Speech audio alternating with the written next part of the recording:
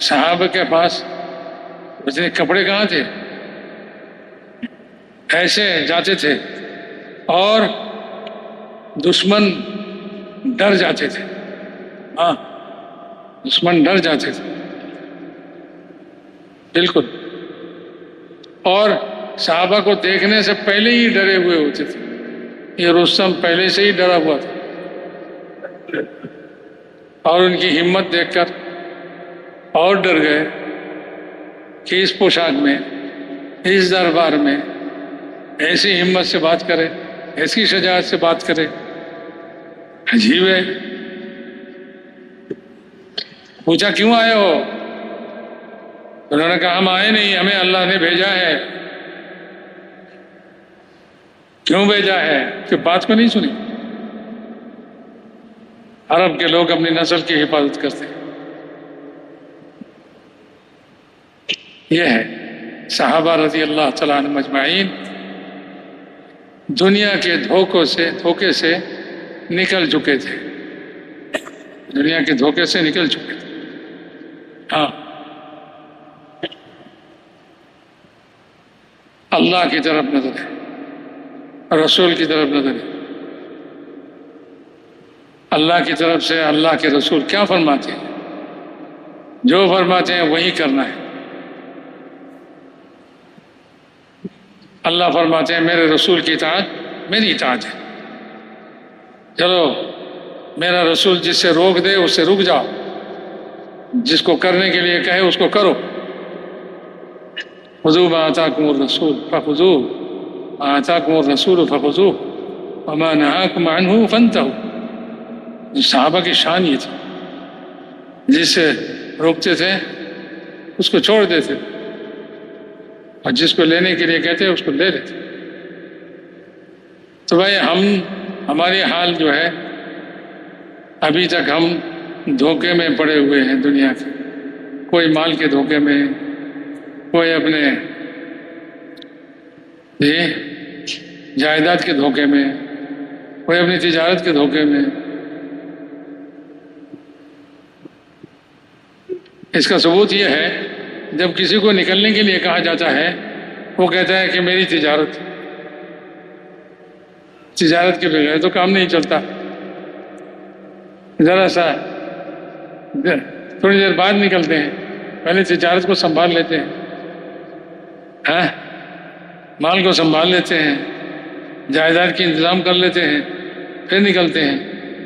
اور صحابہ کیا کہتے تھے جب بھی ان کو بلاتے تھے؟ کیا کہتے تھے؟ الصلاۃ جامعہ، سب حاضر ہو جاؤ مسجد میں. سب مسجد میں جہاں ہوتے، کوئی زمین میں کام کر رہا ہوتا وہاں سے سیدھے مسجد میں آ جاتے، کوئی بازار میں ہوتا وہاں سے سیدھے مسجد میں آ جاتے. بھائی چلنا ہے، یہ تقاضا ہے. کوئی چلنا یا 4 مہینے کی وقت نہیں بتاتے تھے، یہ تقاضا ہے، چاہے اس میں جان دینا پڑے پھر واپس لوٹنا نہ ہو، یا جتنا بھی وقت لگے. سب کہتے ہیں لبیک، ہم حاضر ہیں. نہ تجارت کی بات کرتے، نہ جائیداد کی بات کرتے، نہ اپنا مال کی، نہ اپنے بیوی بچے کی. اس لیے کہ وہ جانتے تھے جب ہم اللہ کے کام میں جائیں گے تو اللہ ہماری مدد کریں گے، اللہ ہماری مدد کریں گے. اللہ کی مدد اگر ہو گئی تو پھر کوئی چیز ضائع نہیں ہوتی، کوئی چیز ضائع نہیں ہوتی. ایک آدمی نے سفر میں جاتے ہوئے کہا، اس کے بیوی حاملہ تھی، اس کو بچے کا فکر تھا. میں سفر میں چلا جاؤں تو بچے کا کیسا ہو، کیا ہوگا. اس لیے اس نے دعا پڑھی کہ تم کو اللہ کی امانت میں رکھتا ہوں. اس بچے کو چلے گئے سفر میں، بیوی کا انتقال ہو گیا، لوگوں نے دفن کر دیا، قبر کے اندر وہ بچہ پیدا ہوا. جب واپس آئے لوگ کہنے لگے کہ بھائی تمہاری بیوی کی قبر یہ ہے، اس میں سے روزانہ روشنی دکھائی دیتی ہے۔ قبر کو کھودا تو دیکھا کہ اس میں بچہ کھیل رہے ہیں۔ غیب سے آواز آئی، تم نے بچے کو ہماری امانت میں دیا ہے، اگر بچے کی ماں کو بھی ہماری امانت میں دیتے تو وہ بھی ضائع نہ ہوتی۔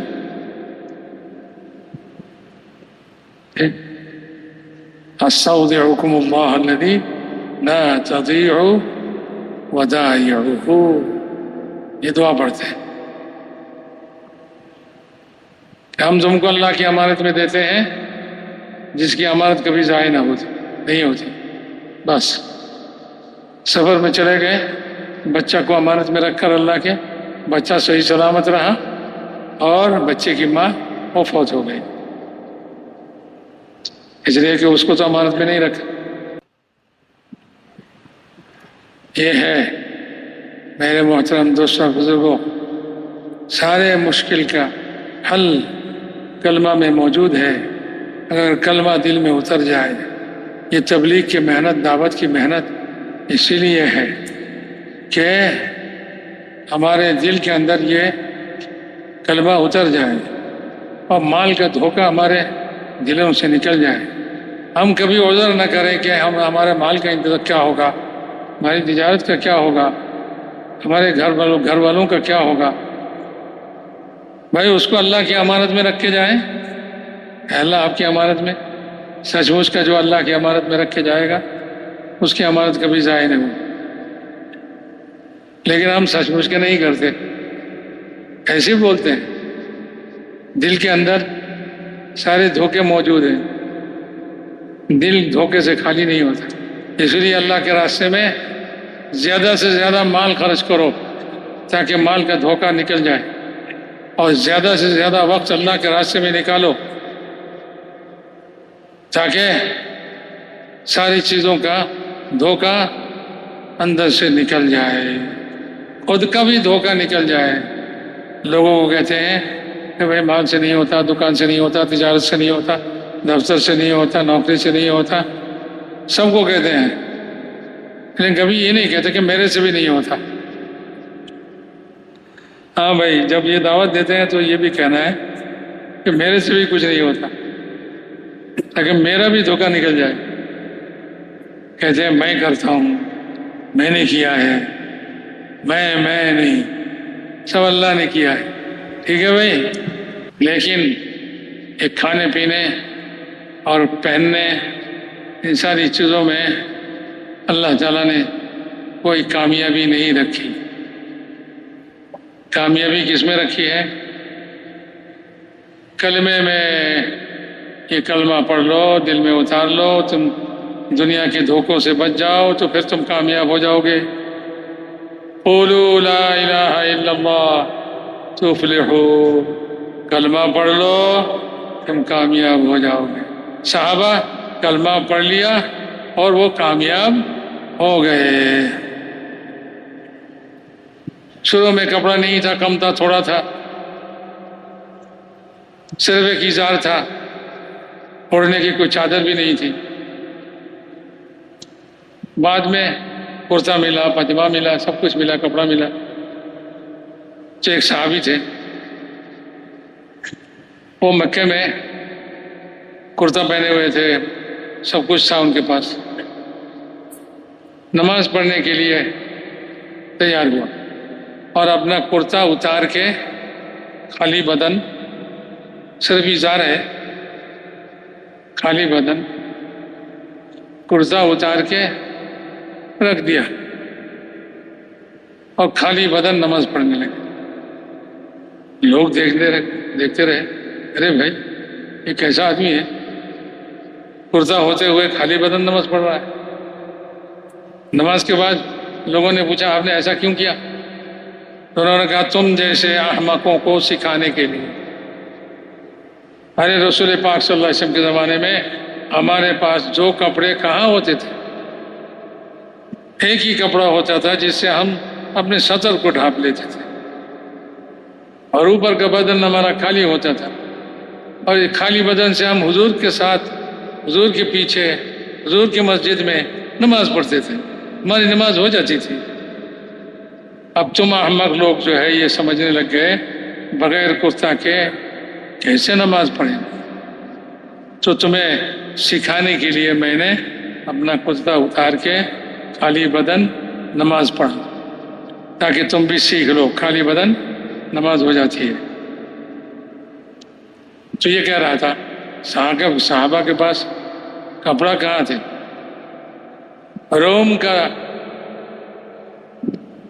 سپہ سالار رستم وہ صحابہ سے لڑنے کے لیے آئے. اس نے کہا کہ بھائی لڑائی شروع ہونے سے پہلے صحابہ کو پیغام بھیجا کہ ایک آدمی بھیجو ہمارے پاس، ہم ان سے بات کریں، اگر لڑائی کے بغیر صلح سے کام ہو جائے بہت اچھا. اس لیے کہ وہ ڈر رہا تھا مسلمانوں سے، لڑنا نہیں چاہتا تھا، وہ چاہتا تھا کسی طرح صلح ہو جائے. تو اسے کہلا بھیجا.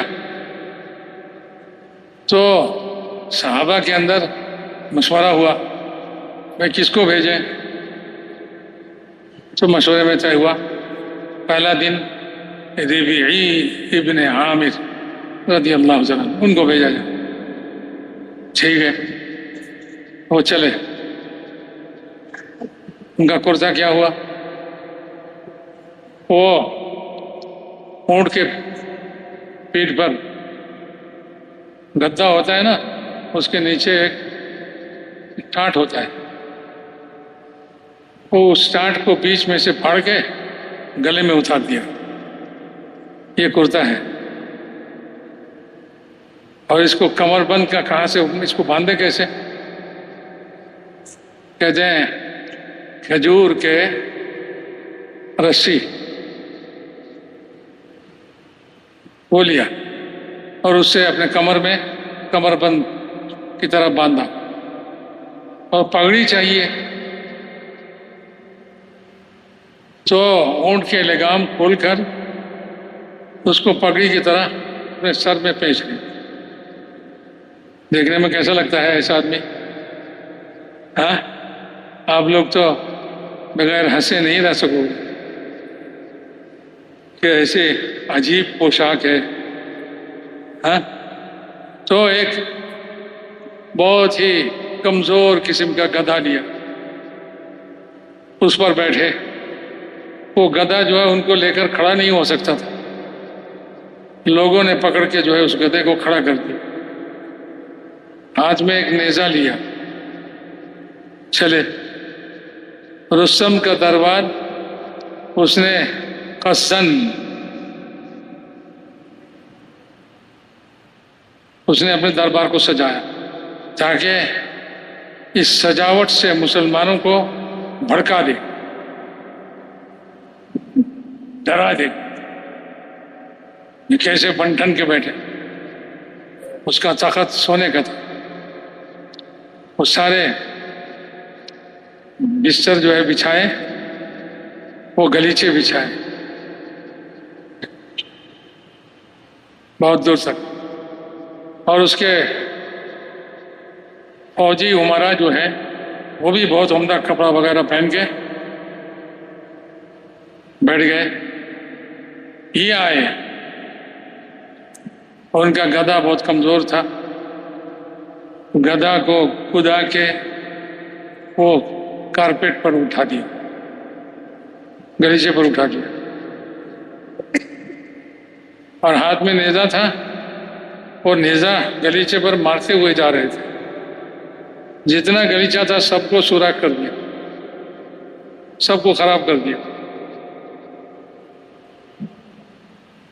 گئے وہاں دربار میں تو وہ کیا اپنی زینتوں سے اور اپنی سجاوٹوں سے ان کو گھبرا دے، بلکہ ان کی پوشاک سے وہ گھبرا گئے. یہ عجیب پوشاک ہے. سر میں اونٹ کے لگام سے پگڑی بنایا اور وہ ٹاٹ سے کرتا بنایا اور کھجور کے چھال کے رسی سے کمر بند بنایا اور برچھا اتنا لیا، چھوٹا سا ایک تلوار ہے جس کا کوئی نیام نہیں ہے، اس کو چیزیں سے ڈھک کے لائے، پیش دے کے لائے، چھوٹا سا تلوار۔ دربار کے سپاہی لوگ وہ مذاق کرنے لگے۔ خیر، میں یہ کہہ رہا تھا، صحابہ کے پاس اتنے کپڑے کہاں تھے؟ ایسے جاتے تھے اور دشمن ڈر جاتے تھے۔ ہاں، دشمن ڈر جاتے تھے، بالکل۔ اور صحابہ کو دیکھنے سے پہلے ہی ڈرے ہوئے ہوتے تھے۔ یہ رستم پہلے سے ہی ڈرا ہوا تھا، اور ان کی ہمت دیکھ کر اور ڈر گئے کہ اس پوشاک میں، اس دربار میں ایسی ہمت سے بات کرے، ایسی شجاعت سے بات کرے، عجیب ہے۔ پوچھا کیوں آئے ہو؟ انہوں نے کہا ہم آئے نہیں، ہمیں اللہ نے بھیجا ہے۔ کیوں بھیجا ہے؟ کہ بات کو نہیں سنی؟ عرب کے لوگ اپنی نسل کی حفاظت کرتے ہیں۔ یہ ہے صحابہ رضی اللہ تعالیٰ عنہم اجمعین دنیا کے دھوکے سے نکل چکے تھے، دنیا کے دھوکے سے نکل چکے تھے۔ ہاں، اس کا ثبوت یہ ہے، جب کسی کو نکلنے کے لیے کہا جاتا ہے، وہ کہتا ہے کہ میری تجارت کے بغیر تو کام نہیں چلتا، ذرا سا تھوڑی دیر بعد نکلتے ہیں، پہلے تجارت کو سنبھال لیتے ہیں، ہاں، مال کو سنبھال لیتے ہیں، جائیداد کی انتظام کر لیتے ہیں، پھر نکلتے ہیں۔ اور صحابہ کیا کہتے تھے جب بھی ان کو بلاتے تھے؟ کیا کہتے تھے؟ الصلاۃ جامعہ، سب حاضر ہو جاؤ مسجد میں۔ سب مسجد میں جہاں ہوتے، کوئی زمین میں کام کر رہا ہوتا، وہاں سے سیدھے مسجد میں آ جاتے، کوئی بازار میں ہوتا وہاں سے سیدھے مسجد میں آ جاتے، بھائی چلنا ہے، یہ تقاضا ہے۔ کوئی چلنا یا 4 مہینے کی وقت نہیں بتاتے تھے، یہ تقاضا ہے، چاہے اس میں جان دینا پڑے، پھر واپس لوٹنا نہ ہو، یا جتنا بھی وقت لگے۔ سب کہتے ہیں لبیک، ہم حاضر ہیں۔ نہ تجارت کی بات کرتے، نہ جائیداد کی بات کرتے، نہ اپنا مال کی، نہ اپنے بیوی بچے کی، اس لیے کہ وہ جانتے تھے جب ہم اللہ کے کام میں جائیں گے تو اللہ ہماری مدد کریں گے، اللہ ہماری مدد کریں گے۔ اللہ کی مدد اگر ہو گئی تو پھر کوئی چیز ضائع نہیں ہوتی، کوئی چیز ضائع نہیں ہوتی۔ ایک آدمی نے سفر میں جاتے ہوئے کہا، اس کے بیوی حاملہ تھی، اس کو بچے کا فکر تھا، میں سفر میں چلا جاؤں تو بچے کا کیسا ہو، کیا ہوگا، اس لیے اس نے دعا پڑھی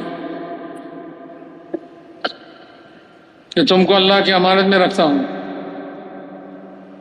اس بچے کو چلے گئے سفر میں، بیوی کا انتقال ہو گیا، لوگوں نے دفن کر دیا، قبر کے اندر وہ بچہ پیدا ہوا۔ جب واپس آئے، لوگ کہنے لگے کہ بھائی تمہاری بیوی کی قبر یہ ہے، اس میں سے روزانہ روشنی دکھائی دیتی ہے۔